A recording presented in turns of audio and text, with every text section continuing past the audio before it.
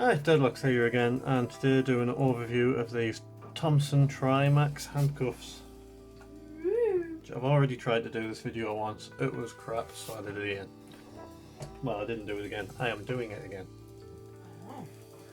But I've actually found some Thompson MAX promotional material to get in on the action as well, so I'm going to play the audio from that. But now. The CTS Thompson Trimax is an exceptionally pick and shim resistant cuff. Oh yeah, I am going to stop now and then as well, just you know, when it says things that I might disagree with a little. So really what you're making here is a video where you're going to point out all of the things that they say wrong in this one. Well, it's an overview, but like they've done their overview and now I'm critiquing their overview, which I think is fair play. That's what I'm looking for. I see. Thanks for that little interlude, because I wasn't ready. So yeah, exceptionally shim and pick resistant. Right.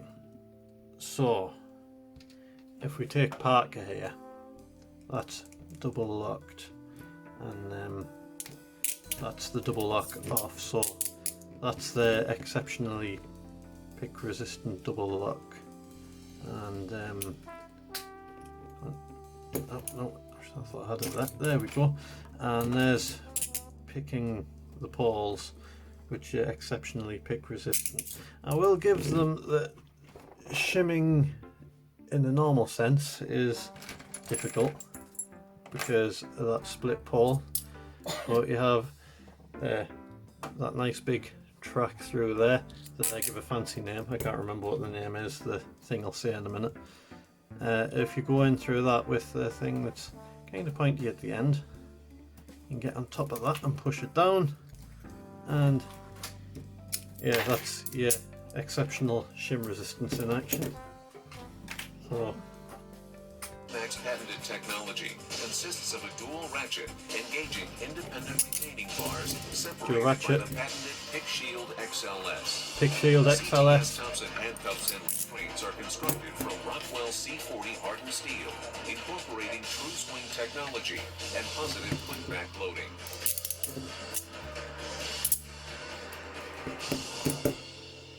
Alright, the rest of the stuff I can agree with. Oh, can you now?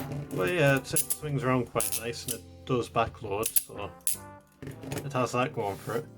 I just don't understand the exceptional pick resistance and shim resistance, because it does pick and shim.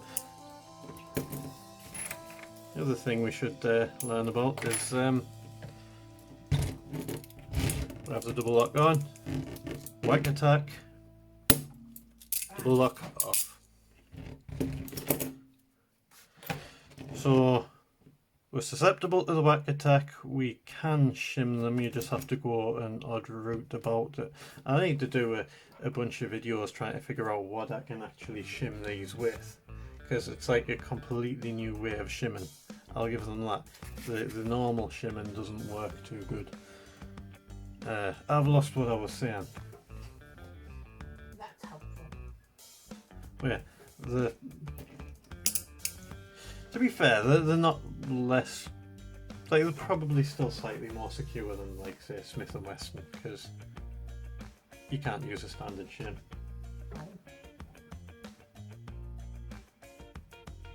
Yeah, I'll give them the shim resistant mildly. But yeah, on to the good stuff, because they are actually quite good cuffs, really. There's a little bit of play in the bore, but it does seem to go round good every time. They seem well made.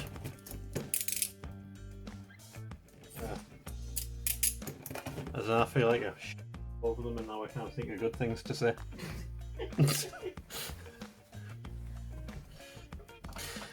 Basically, they are good handcuffs, they're just not as good as Thompson say they are.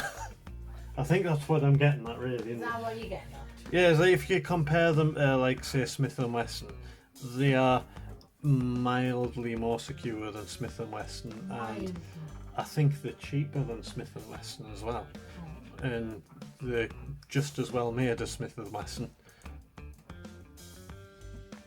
So yeah, if you want cheap handcuffs that are mildly more secure than Smith & Wesson, try MAX.